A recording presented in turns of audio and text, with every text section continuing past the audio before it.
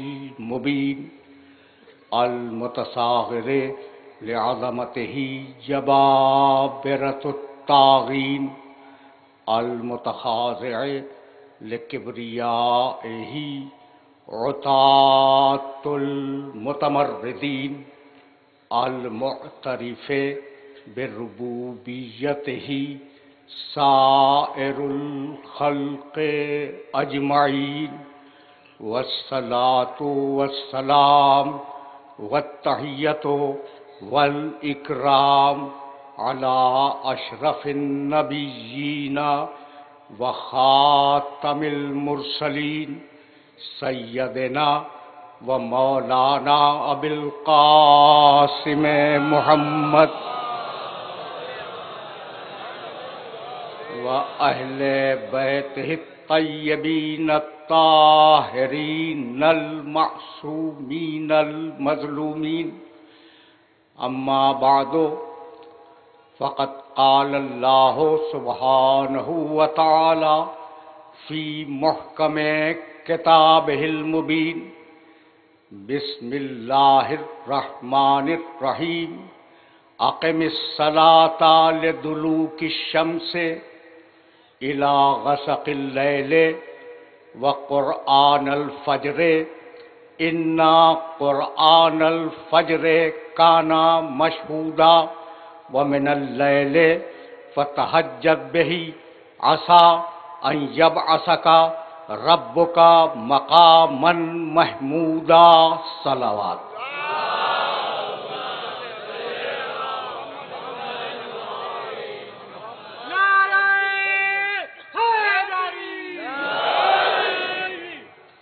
عزیزان محترم، کل شام کو 1435 ہجری کا آخری سورج ڈوب گیا اور سن 1436 ہجری کا پہلا چاند افق عالم پر نمودار ہوا۔ چاند نمودار ہوا اور ہمارے گھروں میں عزاخانے سج گئے۔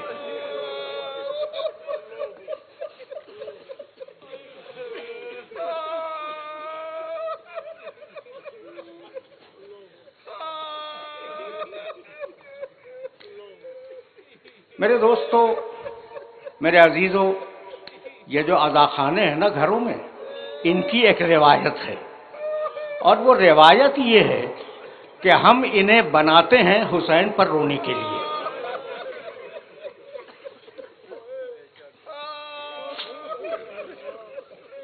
یہ عزاخانے حسین پر رونے کے لیے بنائے جاتے ہیں، یہی ہے نا؟ کیوں کسی اور کے رونے کے لیے عزاخانے کیوں نہیں بناتے ہو؟ بات کل اتنی ہے کہ حسین کی شہادت کے بعد حسین کے وارثوں کو جی بھر کے رونے نہیں دیا گیا۔ چھوٹی بچی جب باپ کو یاد کر کے روتی تھی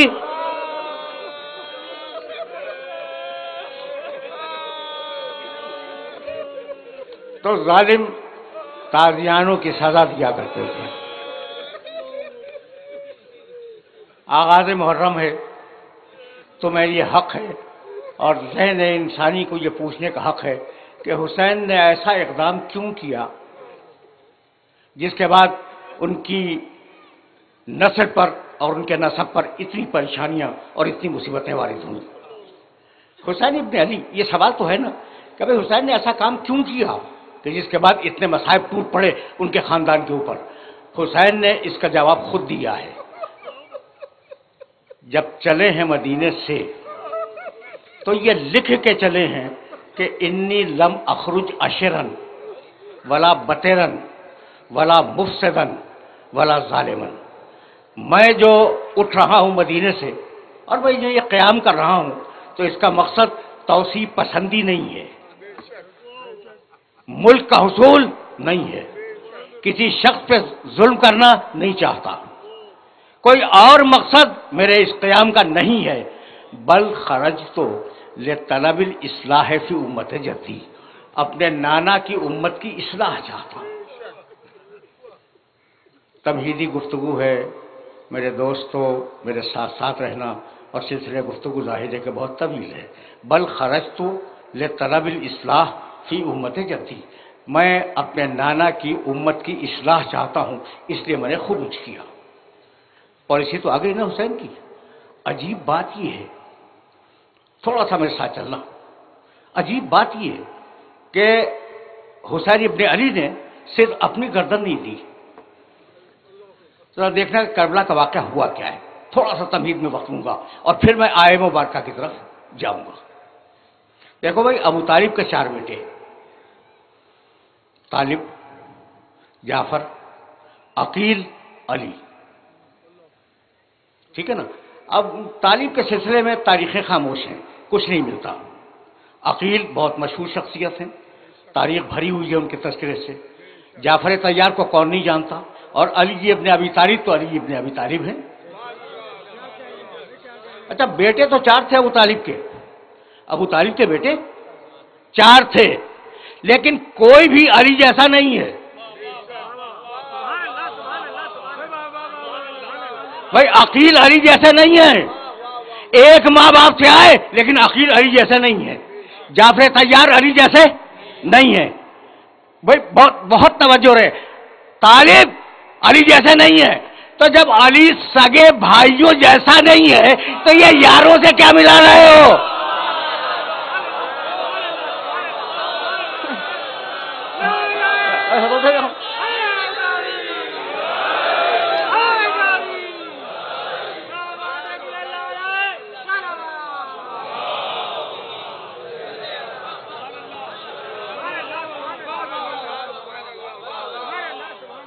میں جملہ تو یاد رکھو گے نا کہ علی جب اپنے بھائیوں جیسا نہیں ہے، اپنے بھائیوں سے نہیں ملتا، تو دوسروں سے کیا ملے گا؟ تو ابو طالب کے 3 بیٹے. اب طالب کا ذکر تاریخیں خاموش ہیں اس لیے ذکر نہیں کر سکتا. جعفر، عقیل، علی. ٹھیک ہے نا. کربلا کے میدان میں حسین نے صرف اپنے ساتھی قربان نہیں کیے، تینوں سگے چچاؤں کی اولاد قربان ہوئی ہے. جب اصحاب گئے، جب انصار گئے، جب کوئی دوست نہ رہا تو اب بنی ہاشم کی باری آئی. اور جب بنی ہاشم کی باری آئی تو سب سے پہلے جو لوگ میدان میں گئے وہ اولاد عقیل ہیں. اور اولاد عقیل میں سب سے پہلے جو 2 بچے گئے وہ مسلم ابن عقیل کے 2 بیٹے ہیں. کیا تمہیں پتا ہے کہ اولاد عقیل کے 8 لاشیں حسین نے میدان کربلا میں اٹھائی ہیں؟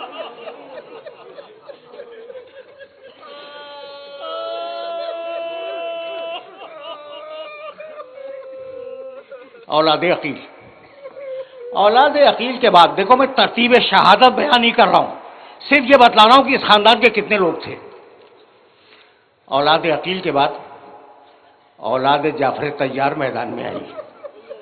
جعفر طیار کی اولاد پوچھو گے نا کون ہے؟ عبداللہ ابن جعفر طیار. جعفر طیار کے بیٹے عبداللہ، اور عبداللہ کے 2 بیٹے انو محمد. جب مسلم کے بیٹے شہید ہو گئے، عقیل کی اولاد شہید ہو گئی، تو ایک مرتبہ فضہ سے کہا، فضہ ذرا میرے بھائی کو تو بلا. فضہ حسین کو بلا کے لائی. اب بھائی سے زیادہ بہن کے تیور کو کون پہچانے گا؟ چہرے پہ جلال دیکھا، کہا بہن بات کیا ہے؟ کہا بھیا سب کو جنگ کی اجازت ملی، میرے بیٹوں کو نہیں ملی. حسین کی آنکھوں میں آنسو آ گئے. کہنے لگے کہ بہن یہ شیر کے بچے ہیں، ہر بار کہتے ہیں مامو جان ہمیں جنگ کی اجازت دیجیے، لیکن میں نے اجازت نہیں دی. کہا بھیا اب میں آپ سے درخواست کروں گی، آپ منع تو نہیں کریں گے نا؟ کہا بہن آج تک تمہاری کوئی بات میں نے رد کی ہے؟ کہا بھیا میرے بچوں کو جنگ کی اجازت دیجیے. کہا تمہارے کہنے پہ اجازت دے رہا ہوں. جب اجازت مل گئی نا تو دونوں بچوں کو سینے سے لگایا اور کہا بیٹو میدان میں یہ کہنے کی ضرورت نہیں ہے کہ تم جعفر طیار کے پوتے، تم حیدر کرار کے نواسے ہو، یہ کہنے کی ضرورت نہیں ہے. ایسا لڑو کہ فوجیں خود پکار اٹھے. کہ جعفر طیار کا پوتا لڑ رہا ہے، حیدر کرار کا نواسا لڑ رہا ہے، بچے گئے، شہید ہوئے، آواز دی، عباس چلے، حسین چلے، ایک لاشا عباس نے اٹھایا، ایک لاشا حسین نے اٹھایا۔ جب آئے ہیں نا اس خیمے میں جس میں لاشیں لا کے رکھے جا رہے تھے، تو فضا دوڑتی ہوئی گئی اور کہنے لگی بی بی آپ کے بیٹے آ گئے، پہچانو کربلا کو۔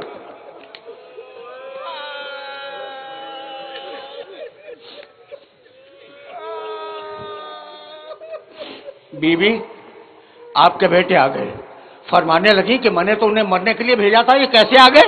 کہا بی بی چل کے تو دیکھ لیجئے۔ آئی، دونوں لاشوں پہ نگاہ پڑی، کہا بچوں میں تم سے خوش ہوں، تم نے مجھے سرخرو کر دیا۔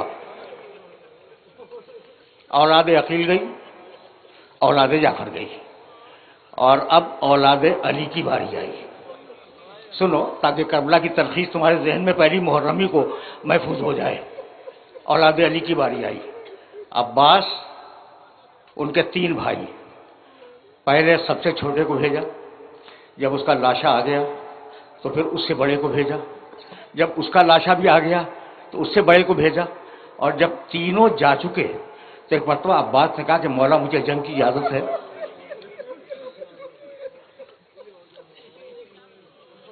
میں تم سے پوچھنا چاہ رہا ہوں کہ عباس کو تو شہید ہونا ہی تھا نا، شہید ہونا تھا، کہہ دیتے کہ مولا مجھے سب سے پہلے کہہ دے، بھائیوں کو کیوں بھیجا؟ بھائیوں کو کیوں بھیجا؟ بھائی جو ہوتا وہ ہوتا، پہلے شہید ہو جاتے عباس۔ کہا کہ نہیں، میں اپنے مولا کو بے یار و مددگار نہیں چھوڑوں گا، یہ میرا مولا اکیلا کیسے لاشیں اٹھائے گا؟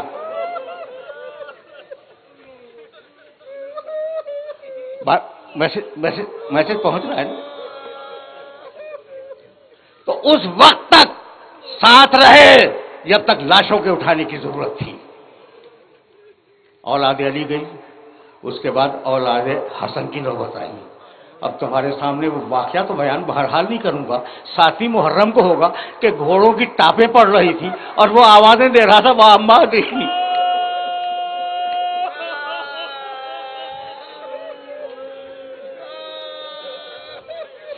یہ کربلا کی تلخیص ہے جو تمہارے سامنے میں عرض کر رہا ہوں میں۔ اولاد حسن گئی اور اب اولاد حسین کی باری آئی۔ ترتیب شہادت نہیں ہے، یہ صرف سمجھانے کے لیے عرض کر رہا ہوں میں۔ بابا مجھے جنگ کی اجازت ہے؟ کہا اکبر تم میرے رسول کی شبیہ ہو، تمہیں اجازت نہیں دوں گا۔ کسی صورت میں اجازت ملی، میدان میں آئے، 200 فوجیوں کو قتل کیا، واپس آئے، اور واپس آنے کے بعد کہنے لگے کہ بابا ان العطش قد قتلنی وان ثقل الحدید قد اجهدنی، بابا مجھے پیاس نے مار دیا، بابا مجھ سے یہ زیرہ کا بوجھ برداشت نہیں ہو رہا ہے، گرم ہو گئی یہ زیرہ۔ عقیق کی انگوٹھی دی کہ اسے منہ میں رکھو اور جاؤ، اور اب ایک مرتبہ حسین چلے اور گھٹیوں کے بل چلے۔ لاشا لائے علی اکبر کا رکھ دیا۔ ترتیب دیکھ رہے ہو نا تم؟ ترتیب سے میری مراد ہے کہ کس خاندان نے کتنے افراد دیے، خلاصہ۔ اکبر شہید ہوئے، اب آیا وہ جو حسین کی فوج کا سپہ سالار تھا، اب وہ آیا۔ جب کوئی نہ رہا نا، اب لاشیں اٹھانے والا کوئی نہیں ہے، اور نہ لاشوں والے ہیں کہ جن کے لاشیں اٹھائے جائیں۔ مولا مجھے جنگ کی اجازت ہے؟ عباس تم میری فوج کے علم بردار ہو، تمہیں کیسے اجازت دے دوں؟ بس یہ سننا تھا۔ فنظر یمینا و شمالا، عباس نے دائیں دیکھا، عباس نے بائیں دیکھا، کہا مولا اب وہ فوج کہاں ہے؟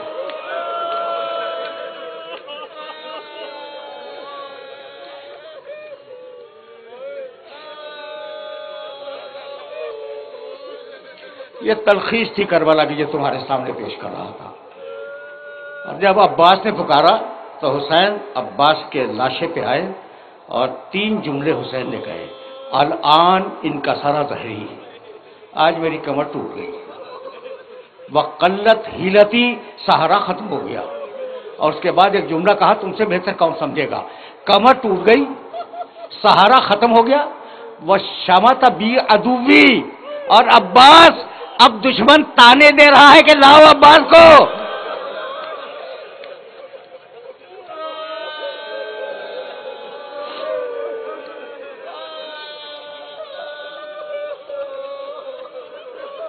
اب دشمن تانے دے رہا ہے کہ عباس کو لاؤ. عباس بھی گئے، اور اب وہ بچا جو میدان کربلا کا خدا کی قسم کھا کے کہہ رہا ہوں سب سے بڑا مجاہد ہے. تمہارا ذہن چلا گیا حسین کی طرف. حسین سے بھی بڑا ایک مجاہد ہے کربلا کے میدان میں، 6 مہینے کا بچہ.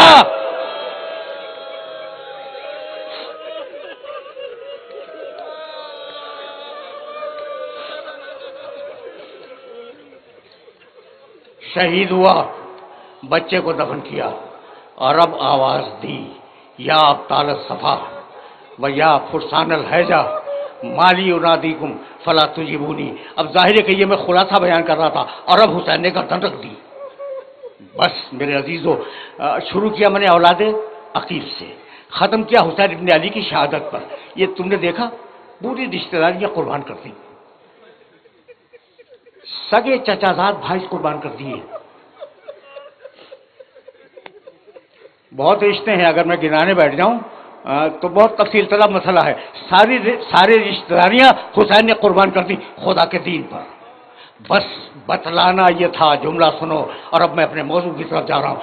بتلانا یہ تھا کہ جو اپنے زمانے میں بہت توجہ رہے، بہت زیادہ توجہ کا خاطگار ہوں اس مرحلے پر، جو اپنے زمانے میں مقام محمود کا وارث ہو اور صدق و حق کا نمائندہ ہو، وہ باطل کے بیعت نہیں کر سکتا.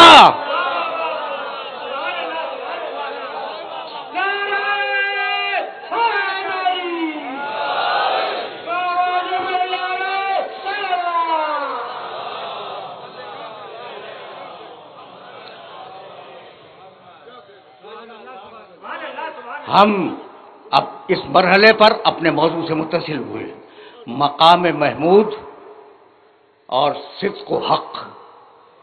اس موضوع کو جسٹیفائی کرنے کے لیے میں نے سورہ بنی اسرائیل کی 2 مسلسل آیتوں کی تلاوت کا شرف حاصل کیا. ظاہر ہے کہ ایک مسلسل خط فکر ہے جسے 9-10 دنوں پر ڈسٹریبیوٹ ہونا ہے، تقسیم ہونا ہے مسلسل خط فکر کو. آج تمہیدی گفتگو ہے، صرف ترجمہ سنتے جاؤ آیہ مبارکہ کا. پہلی آیت پھر دوسری آیت. اقیم الصلاۃ لدلوک الشمس الی غسق اللیل. حبیب نماز قائم کرو سورج کے زوال سے رات کے اندھیرے تک. پہلا وقت نماز کا کیا دیا؟ سورج کے زوال سے. دوسرا وقت کیا دیا؟ رات کا اندھیرا. 2 وقت ہو گئے. وقرآن الفجر، اور حبیب نماز قائم کرو صبح کے وقت، صبح کو قرآن پڑھو. ان قرآن الفجر کان مشہودا، یقیناً صبح کی نماز گواہیوں والی نماز ہے. واضح کروں گا گواہیوں والی نماز کا مطلب کیا ہے. بہت توجہ دے. نماز قائم کرو سورج کے زوال کے بعد، رات کے اندھیرے میں، اور صبح کے وقت. علیکم السلام.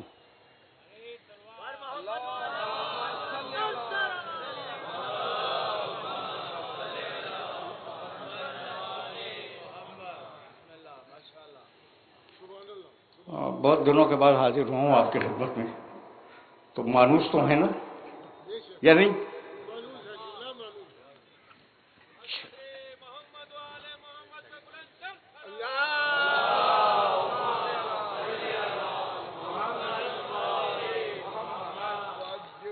تو اب بھائی سننا، اقیم الصلاۃ لدلوک الشمس، نماز قائم کرو سورج کے زوال کے بعد، الی غسق اللیل، رات کے اندھیرے میں. 2 وقت ہو گئے. وقرآن الفجر، اور صبح کے وقت. ان قرآن الفجر کان مشہودا ومن اللیل فتہجد بہ نافلۃ لک. اور حبیب ایک چیز تمہارے ساتھ مخصوص ہے، تم پر میں واجب کر رہا ہوں کہ تم رات کے اندھیرے میں قرآن کی تلاوت کیا کرو. یہ نماز شب ہے جو رسول پہ واجب تھی. بہت توجہ رکھنا. وَمِنَ اللَّيْلِ فَتَهَجَّدْ بِهِ، رات کے وقت تم قرآن پڑھو. عَسَىٰ أَن يَبْعَثَكَ رَبُّكَ مَقَامًا مَحْمُودًا، اللہ نے یہ طے کیا ہے کہ تم اگر نماز شب پڑھو گے تو اللہ تمہیں مقام محمود پہ فائز کر دے گا.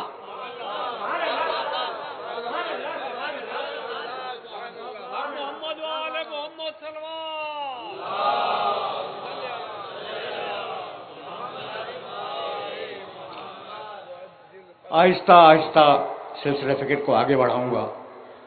دیکھو بھائی، اب تم نے ایک آیت سن لی اور میں نے اس کو 2 مرتبہ دہرایا.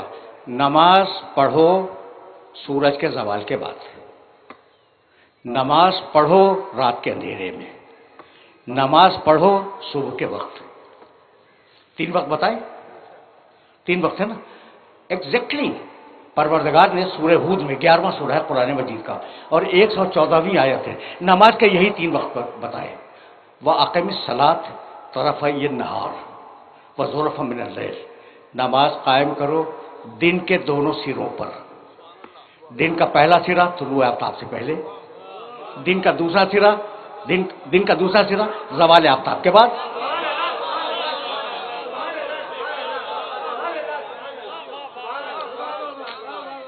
تمہید ہے اور اس تمہید کو بہت دور تک لے جانا چاہ رہا ہوں میں.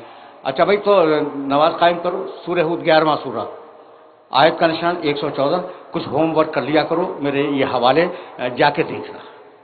اس جگہ کام کی بات تو تمہارے سامنے پیش کروں گا نا، ان دونوں آیتوں کو سامنے رکھ کر. اچھا بھائی، تو زلفا من اللیل، رات کے اندھیرے میں، دن کے دونوں سروں پر، طلوع آفتاب سے قبل اور زوال آفتاب کے بعد، اور رات کے اندھیرے میں، ابتدائی وقت میں. تو وقت کتنے ہیں بھائی؟ 3. اچھا، کسی کو اعتراض تو نہیں ہوگا؟ نہیں ہوگا بھائی. میں نے 2 آیتیں پڑھی ہیں اور دونوں آیتوں میں وقت کتنے؟ 3. نمازیں کتنی؟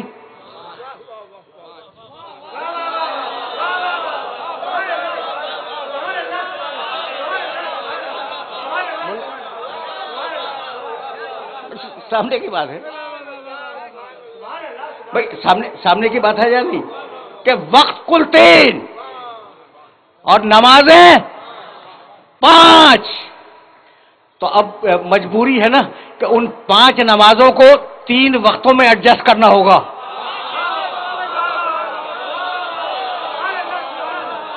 تو اب دنیا ہم سے پوچھتی ہے کہ ملا کے کیوں پڑھتے ہو؟ قرآن ان سے پوچھتا ہے کہ الگ الگ کیوں پڑھتے ہو؟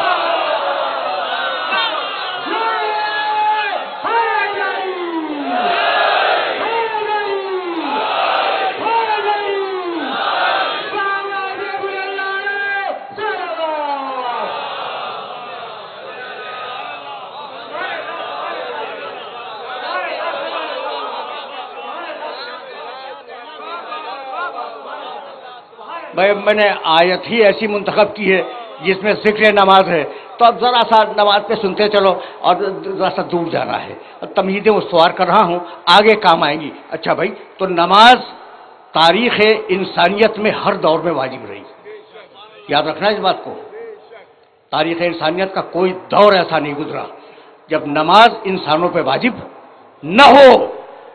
سورہ مریم 19واں سورہ اور بہت طویل آیت ہے، 59ویں آیت. میں فقط ایک جملہ پڑھوں گا. آدم کے عہد میں نماز تھی، نوح کے عہد میں نماز تھی، ان کے بعد جو انبیاء مرسلین آئے نماز تھی. فخلف من بعدہ خلف اضاعوا الصلاۃ واتبعوا الشہوات. اس کے بعد جو نسلیں آئیں انہوں نے نماز کو ضائع کر دیا. تو شروع میں نماز تو تھی لیکن نماز جو ہے وہ ضائع ہو گئی. ٹھیک، یہ ایک آیت. پھر پروردگار نے عجیب انداز سے حضرت ابراہیم کی دعا نقل فرمائی. واضح تصور ابراہیم کے حصے آتا ہے. ربنا انی اسکنت من ذریتی بواد غیر ذی زرع عند بیتک المکرم. پروردگار، میں اپنی باد ذریت کو تیرے مکرم گھر کے پڑوس میں آباد کرتے جا رہا ہوں. کیوں؟ ربنا لیقیموا الصلاۃ، اس لیے کہ وہ نماز قائم کرے.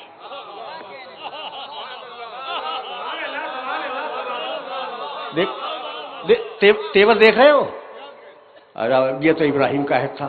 اسماعیل کان یامر اہلہ بالصلاۃ والزکوٰۃ، اسماعیل ہمیشہ اپنی اولاد کو، اپنے اہل و عیال کو تاکید کرتے تھے کہ نماز قائم رکھو. اب یہاں تک آ گئے ہم، ابراہیم و اسماعیل یہ ہو گئے نا. اس کے بعد یا مریم اقنتی لربک واسجدی وارکعی مع الراکعین، مریم قنوت پڑھو، نماز پڑھو، رکوع کرو، سجدہ کرو.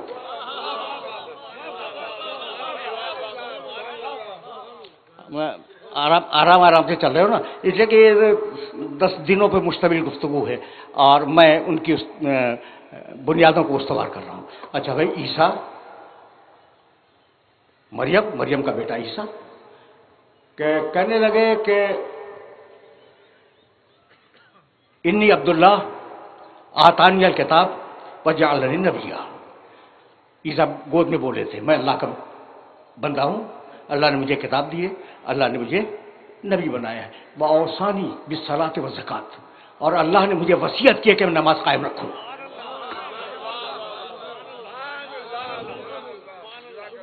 میں نے آدم علیہ السلام سے لے کر عیسیٰ علیہ السلام تک آپ کے سامنے مختصر سی تاریخ نماز کی بیان کر دی، ٹھیک ہے نا؟ تو اب ان کے ارکان کیا تھے، ان کے شرائط کیا تھے، مجھے نہیں معلوم. اور اگر کچھ توریت و انجیل میں مل جائے تو اسے بیان کرنے کا محل نہیں ہے. یہ میرا موضوع نہیں ہے کہ ان کی نمازوں کے ارکان کیا تھے، ان کے شرائط کیا تھے، ان کے لوازم کیا تھے. یہ میرا موضوع نہیں ہے. مسئلہ تو یہ ہے، مسئلہ کہ اقیموا الصلاۃ لدلوک الشمس، تم نماز قائم کرو، اے مسلمانوں تم نماز قائم کرو. یہی ہے نا مسئلہ.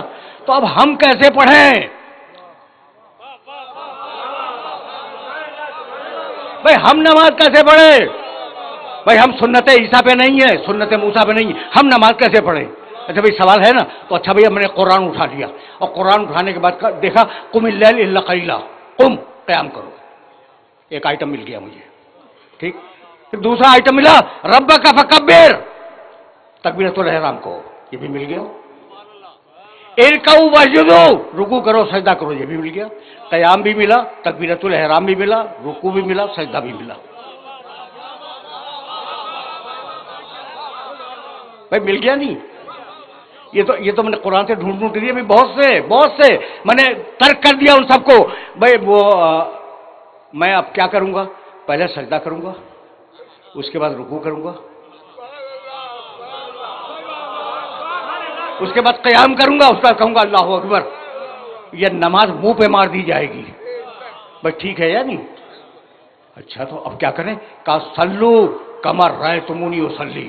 اب یہاں سے میرا محمد داخل ہوا شریعت میں.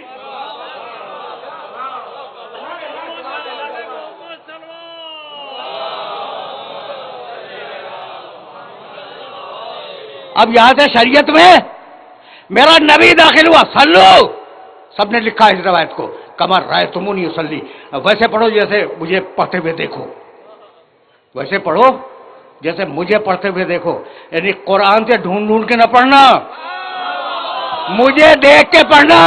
جو کتاب زمانے محمد میں کافی نہ ہو وہ آپ کو بعد میں کیسے کافی ہو گئی؟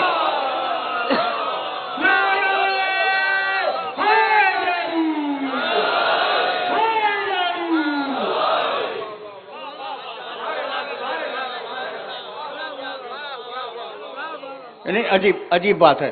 اچھا بھائی میں کچھ نہیں بدلتا، صرف ترتیب میں نے بدلی ہے، صرف ترتیب بدلی ہے. یعنی میں نے قیام لیا قرآن سے، رکوع لیا قرآن سے، سجدہ لیا قرآن سے، قرات سورے کی حمد کی قرات وہ قرآن سے لے لی، اور صرف میں نے تبدیل کی ہے صورتحال. صورتحال بدلی ہے نا. آپ نے کہا نماز منہ پہ مار دی جائے گی، جیسی محمد رسول اللہ نے پڑھی ویسی پڑھو، اپنی ترتیب نہ بناؤ. تو جب محمد کی دی ہوئی ترتیب کو بدل نہیں سکتے تو محمد کے دیے ہوئے آدمی کو کہاں سے بدل دو گے؟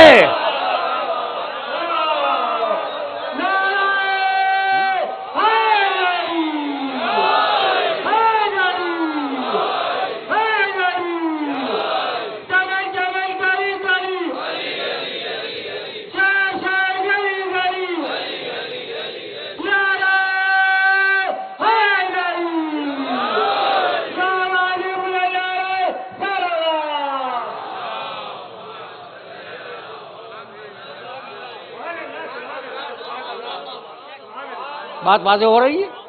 اچھا بھائی، تو اب آگے چلے. سلو دیکھنا بھائی، میں تو بڑی احتیاط سے بات کرنے کا عادی ہوں اور اتحاد بین المسلمین کا قائل ہوں، زبان سے نہیں، دل سے.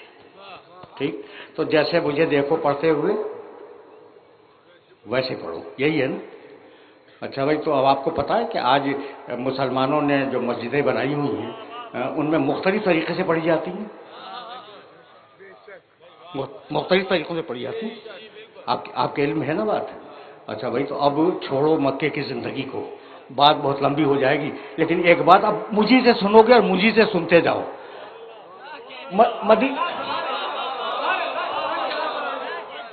یہ بات دیکھو، مجھے بہت کنفیوژن ہے کہ دامن وقت تیزی سے سرک رہا ہے، اور ظاہر ہے کہ مغرب سے بہرحال پہلے اس گفتگو کو تمام ہونا ہے.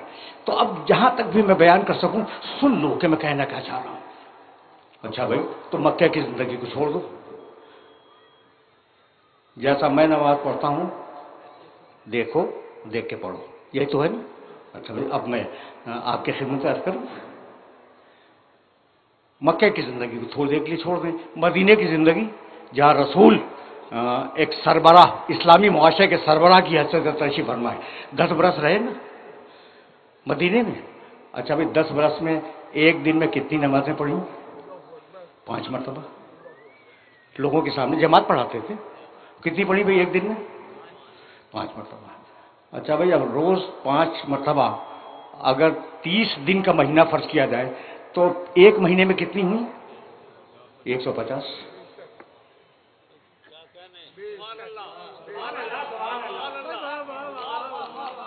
کتنی ہوئی؟ 150 ایک مہینے میں 150. اچھا بھائی، اب 150 کو 12 مہینوں سے ضرب دے دو، کتنی ہوئی؟ 1800. 1800 نمازیں ہو گئی، یعنی ایک سال میں 1800 نمازیں ہوئی. اور رسول نے 10 سال سے گزارے ہیں مدینے میں، تو اب 10 کو ضرب دے دو تو 18,000 نمازیں. مسلمانوں نے 18,000 مرتبہ رسول کو نمازیں پڑھتے ہوئے دیکھا، اور پھر اختلاف ہو گیا. تو یا آنکھ خراب تھی یا دل خراب تھا؟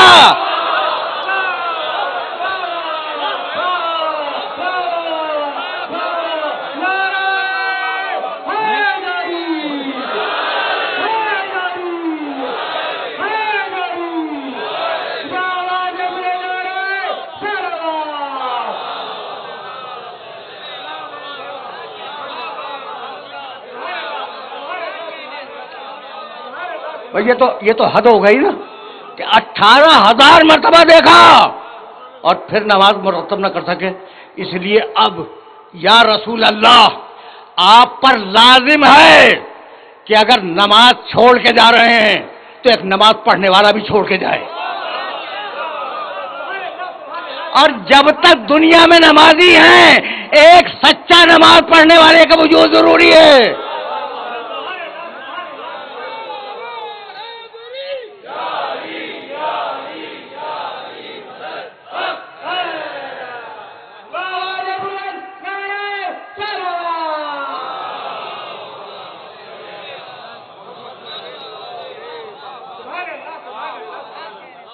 بھائی یہی سبب ہے. اب جملہ سنو، میں کبھی کبھی واقعات بیان کرتا ہوں کہ جنگ جمل کے بعد علی نماز پڑھا رہے تھے اور ان کے پیچھے پرانے صحابہ کرام میں سے 2 بزرگ تشریف فرما تھے، عمران ابن حسین اور مطرف ابن عبداللہ رضی اللہ تعالیٰ عنہما. یہ دونوں بزرگ تشریف فرما تھے اور علی ان کو نماز پڑھا رہے. پوری جماعت پڑھ رہی ہے نماز، وہ بھی علی کے پیچھے پڑھ رہے ہیں. ٹھیک ہے نا؟ اور جب نماز ختم ہوئی تو ایک صحابی نے دوسرے صحابی کو دیکھا اور کہا اس جوان نے آج رسول کی نماز یاد دلا دی.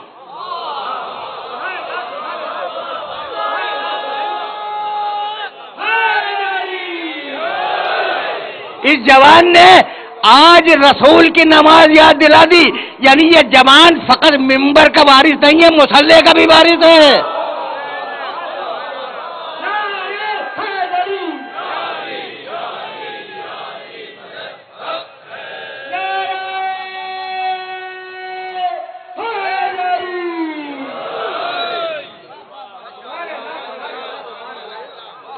میرے عزیزوں، میرے دوستوں، آج گفتگو طویل نہیں ہوگی، تمہیدی گفتگو ہے، محرم کی پہلی تاریخ ہے۔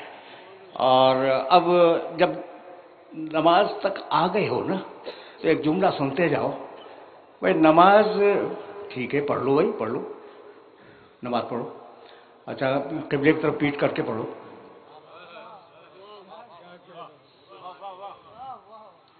نماز پڑھو اور جان بوجھ کے قبلے کی طرف پیٹ کر لو، نہیں تم پر واجب ہے کہ قبلے کی تحقیق کرو۔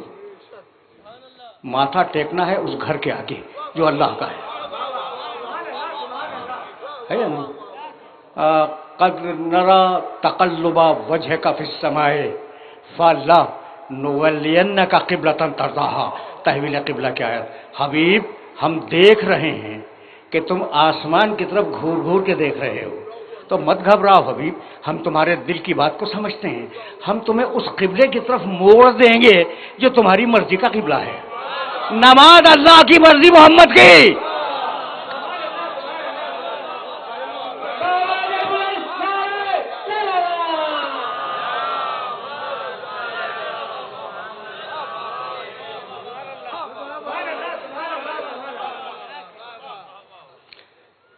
فَلَنُوَلِّيَنَّكَ قِبْلَةً تَرْضَاهَا، ٹھیک ہے نا؟ ہم تمہیں ایسے قبلے کی طرف موڑ دیں گے جو تمہاری مرضی کا قبلہ ہے۔ فَوَلِّ، ٹکڑا ہے آیت کا، فَوَلِّ وَجْهَكَ شَطْرَ الْمَسْجِدِ الْحَرَامِ۔ تو حبیب اب آج سے تم کعبے کی طرف رخ کرنا اور کعبے کی طرف نماز پڑھنا۔ اب کعبے کا ذکر آیا اور مولود کعبہ کا تذکرہ نہ ہو، یہ ممکن نہیں ہے۔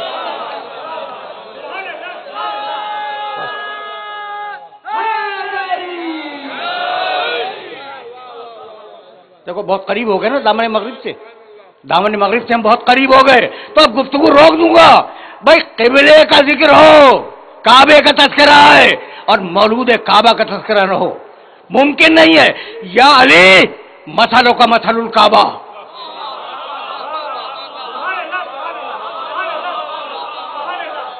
وقت ہوتا تو حوالوں کے انبار لگا دیتا، لیکن میری زبان پہ اعتبار کر لو، اس لیے کہ برسوں سے مجھے سن رہے ہو اور میں آنکھ سے دیکھ کے پڑھنے کا عادی ہوں، ٹھیک ہے نا؟ یا علی مثلوں کا مثل الکعبہ، علی تمہاری مثال کعبے کی مثال ہے۔ توتا الیہا ولا تاتی، روایت کا ٹکڑا تمہیں ہدیہ کر رہا ہوں۔ یا علی تمہاری مثال کعبے کی مثال ہے، اور کعبے کا مزاج یہ ہے کہ وہ اپنا حج کروانے یا اپنی نماز پڑھوانے لوگوں کے پاس نہیں جاتا، لوگ اس کے پاس آتے ہیں۔ علی کعبے جیسا، کعبے کے آگے سر جھکاؤ، علی کے آگے دل جھکاؤ۔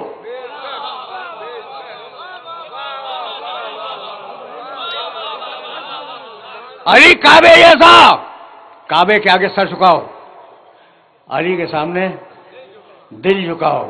علی کعبہ جیسا، توجہ رہے، اس کا حق دینے کے لیے اس کے پاس جاؤ، وہ مانگنے کے لیے نہیں آئے گا۔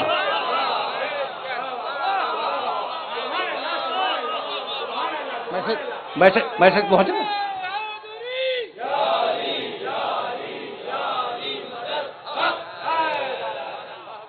وقت نہیں ہے میرے پاس اب وقت نہیں ہے۔ یا علی تیری مثال کعبے کی مثال، کعبے کی طرف سر جھکے، تیری طرف دل جھکے۔ یا علی کعبہ اپنا حق مانگنے کسی کے پاس نہیں جاتا، تو اپنا حق مانگنے کسی کے پاس نہیں جائے گا۔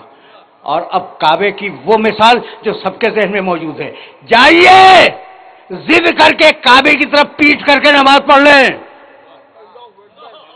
وضو بھی کریں، نماز بھی صحیح پڑھیں، لیکن کعبے کی طرف پوچھو، خدا کی قسم منہ پہ مار دی جائے گی۔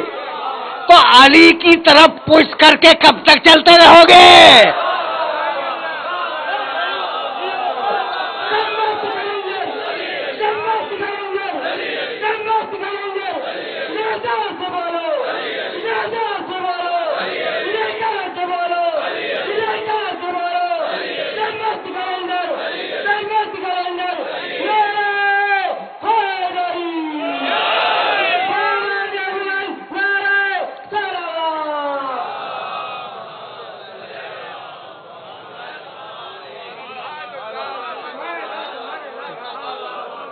تقریر تقریر اس مرحلے پہ رکے گی، علی تیری مثال کعبے کی مثال۔ اچھا تو اب تمہاری ضیافت طبع کے لیے ایک جملہ تو کہہ جاؤں نا۔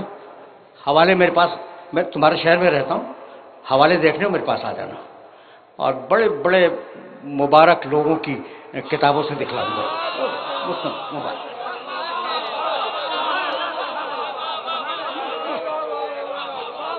ہے، بزرگوں نے خدمت کی ہے اسلام کی، حدیثیں لکھی ہیں، تو اب وہ ان بزرگوں سے ذرا میں روک کے ایک نظر ڈالنا چاہ رہا ہوں ان کی کتابوں پر۔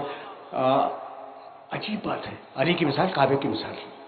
اب ایک بات بتاؤں، بس تقریر تمام ہو رہی ہے، اور دو جملے مصائب کے عرض کروں گا، اس لیے کہ آغاز میں مصائب میں بیان کر چکا، دو جملے، لیکن اب یہ تو سنتے ہی جاؤ۔ میں ایک حدیث کی کتاب دیکھ رہا تھا اور نون کا چیپٹر دیکھ رہا تھا، تو مجھے روایت نظر آئی، النظر الی الکعبۃ عبادۃ، کعبے کی طرف نگاہ کرنا عبادت ہے، ظاہر ہے، ٹھیک ہے نا؟ اچھا پھر اب انہوں نے کئی روایتیں لکھی تھیں، النظر الی المصحف عبادت، قرآن پہ نگاہ کرنا عبادت ہے، کعبے کی طرف نگاہ کرنا عبادت ہے، قرآن پہ نگاہ کرنا عبادت ہے۔ تیسری روایت لکھی النظر الی العالم عبادہ، عالم کے چہرے پہ نگاہ کرنا عبادت ہے، اور چوتھی لکھی النظر الی الوالد عبادہ، باپ کے چہرے پہ نظر کرنا عبادت ہے۔ سن لیا تم نے؟ سن لیا بھائی، بہت توجہ دے، لیکن میری تقریر تمام ہو گئی۔